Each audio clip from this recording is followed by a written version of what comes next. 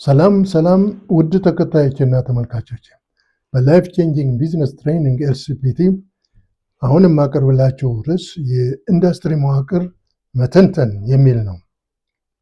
ባለፈው ጊዜ ግሎባል ማክሮ ቢዝነስ ኢንቫይሮንመንት የሚል በትንተና አቅርቤላችኋለሁ። ይህም ዛሬ እንተነትነዋለን። አናላይዚንግ ኢንዱስትሪ ስትራክቸር የሚለው ነው። ሰብስክራይብ፣ ላይክ፣ ሼር አድርጉ ፕሮግራሙን ለማጠናከር። ተወዳዳሪ ስትራቴጂ ለመቅረጽ የቢዝነስ ኢንዱስትሪ መዋቅር ማጥናትና መተንተን ግድ ነው። ኢንዱስትሪ ማለት አንድ አይነት ወይም ተመሳሳይ ስትራቴጂ ያላቸው የድርጅቶች ስብስብ ነው። እነዚህ ስብስብ ድርጅቶች ስትራቴጂክ ግሩፕስ ይባላሉ። በተመሳሳይ ስትራቴጂ ይወዳደራሉ። እነዚህ በኢንዱስትሪ ያሉ ድርጅቶች በገበያ በውድድር ያላቸው ለውጥ ማጥናትና መተንተን ጠቃሚ ነው።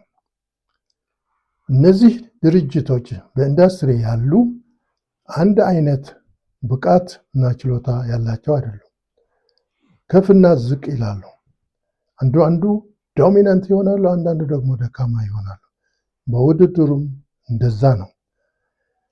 በአንድ ኢንዱስትሪ ያሉ ድርጅቶች መተንተን የወደፊት ስትራቴጂያቸው ምን እንደሆነ ለመረዳት ያግዛል። የኢንዱስትሪ እድገት ኤቮሉሽን በዝርዝር ማጥናትና ቢዝነስ ድርጅቱ በኢንዱስትሪው ላይፍ ሳይክል የት እንዳለ መለየት ጠቃሚ ነው። በዚህ ኢንዱስትሪ ያሉ ድርጅቶች ሀብት፣ ብቃት ለወደፊትም የሚኖራቸው ማጥናትና መዘርዘር ይጠቅማል። ኢንዱስትሪ ስንል ባለፈው ጊዜ በለጠፍኩት ስዕል ካየን የኢንዱስትሪ ላይፍ ሳይክል በሚለው 5 ደረጃዎች አሉት። እነዚህን በዝርዝር እንመልከታቸው። ዲቨሎፕሜንት፣ ይሄ በሙከራ ላይ ያለ ኢንዱስትሪ ማለት ነው። አነስተኛ ውድድር ያለው፣ ምርቶች በጣም የተለያዩ፣ ከፍተኛ የኢንቨስትሜንት የሚጠይቅ፣ ትርፉ አነስተኛ።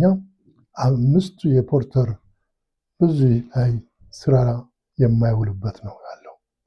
ዋና መገለጫው ደግሞ ኢኖቬሽን ነው። 2 ግሮውዝ፣ ከፍተኛ እድገትና ዝቅተኛ ተፎካካሪዎች ያለው፣ ደንበኞች የመወሰን አቅማቸው ደካማ የሆነ፣ ተወዳዳሪዎች ወደ ገበያው ለመግባት የሚከለክላቸው ነገር የለ፣ ብዙ የገበያ ዕድሎች ያሉት። ዋና ባህሪው ደግሞ የማደግ ችሎታው ነው። 3 ሼክ አውት፣ ይሄ እየወደቀ የጀመረ እድገቱ በመቀነስ ላይ ያለ፣ ተወዳዳሪዎች የመግባት ሁኔታ እየጨመሩ እንደሆነ፣ ከኢንዱስትሪው ለመውጣትም ድርጅቶች የሚሞክሩበት። ዋና መለያው ደግሞ የስራ አመራርና የፋይናንስ ጥንካሬው ነው። 4ኛ ማቹሪቲ፣ እድገቱ የጨረሰ ጠንካራ ገዢዎች ያለው፣ ምርቶች ስታንዳርዳይዝ ሲሆኑ ወደ ገበያ ለመግባት ከፍተኛ ችግር ወይም እንቅፋቶች ያሉት ነው።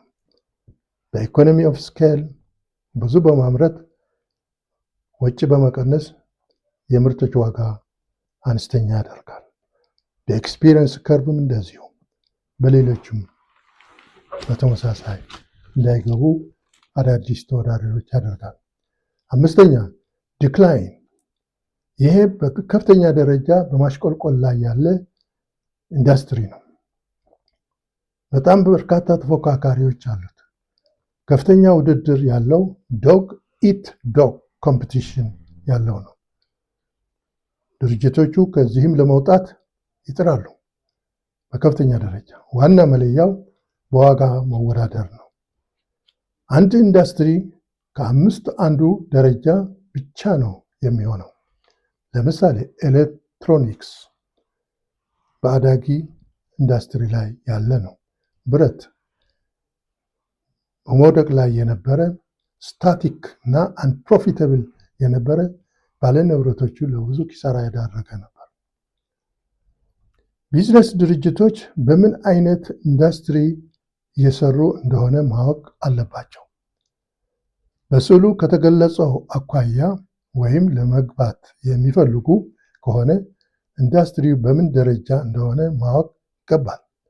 ሰው ብሎ መግባት አያስፈልግም፣ ለኪሳራ ያጋልጣል። ኢንዱስትሪው መግለጽና ማጥናት አስፈላጊ ነው። ኢንዱስትሪው ሳቢ ነው፣ አትራፊ ነው ወይስ አትራፊ አይደለም ብሎ በስዕሉ ቀደም ብዬ በለጠፍኩት ያሉ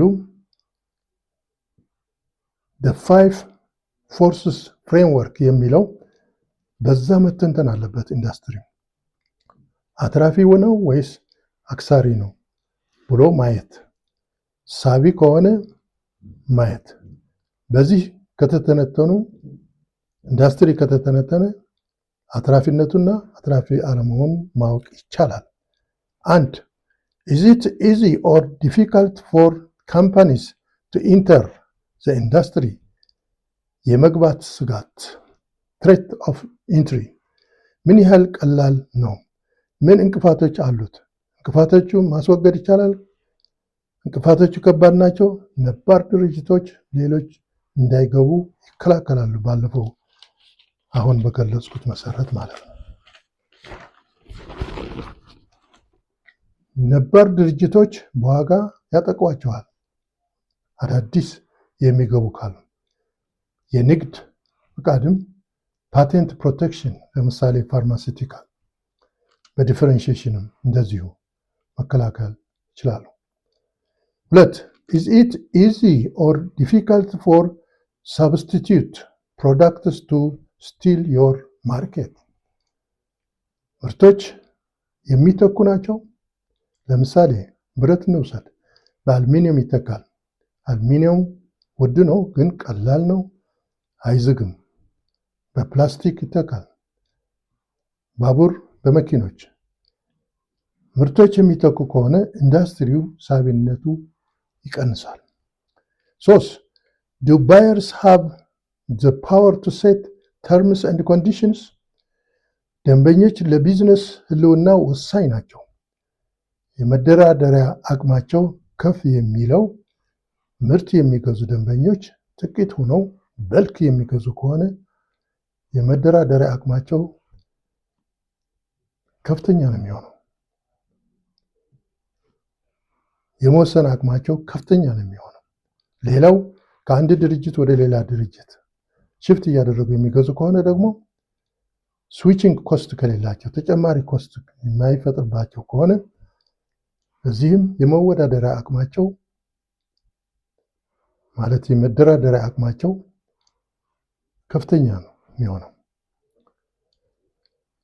4 do suppliers to this industry have the power to set terms and conditions?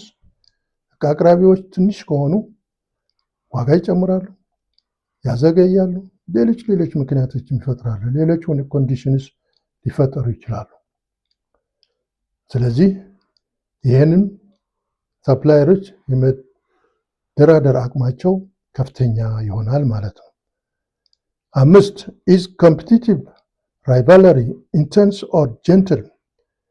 ወደ ኢንዱስትሪው ለመግባት እንቅፋቶች ዝቅተኛ ከሆኑ ብዙ ተወዳዳሪዎች ይገባሉ።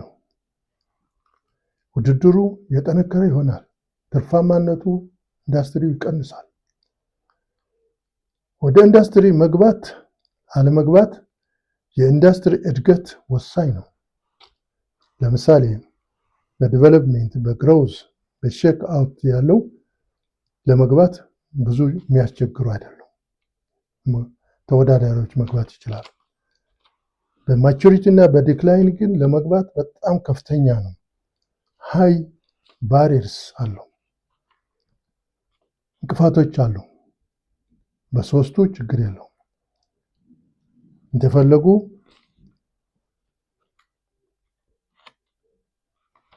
መግባት የማይችሉበት በሁለቱ ብቻ ነው። በነዛ ግን ይቻላል። ስለዚህ ከፍተኛ ባሪየር ያለት በውድድሩ በዋጋ ብቻ ነው የሚሆነው። ሌላው ከኢንዱስትሪ ለመውጣት እንቅፋቶች ደግሞ ይኖራሉ። አክሳሪ ከሆነ ለመሸጥ ያስቸግራል ኤግዚት ለማድረግ። ስለሆነም ጥሩ ኢንዱስትሪ ጥሩ ቢዝነስ ነው። ኢንዱስትሪው ወይም አዲስ የሚገቡ ከሆኑ ወይም ደግሞ ነባር ከሆኑ በደንብ ተንትኖ ማወቅ ማጥናት ያስፈልጋል። ኢንዱስትሪው አትራፊ ነው ወይ፣ አክሳሪ እንዳይሆን ሳቢ ነው ወይ ብሎ በደንብ ተንትኖ በፖርተር ማጥናት ያስፈልጋል።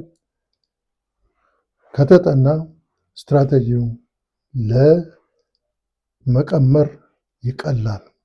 ሌሎች ስትራቴጂውን ለመቀመር የሚያግዙ ደግሞ ኮምፒቲሽን እና ገበያ የሚለው በሚቀጥለው አቀርባለሁ። አመሰግናለሁ።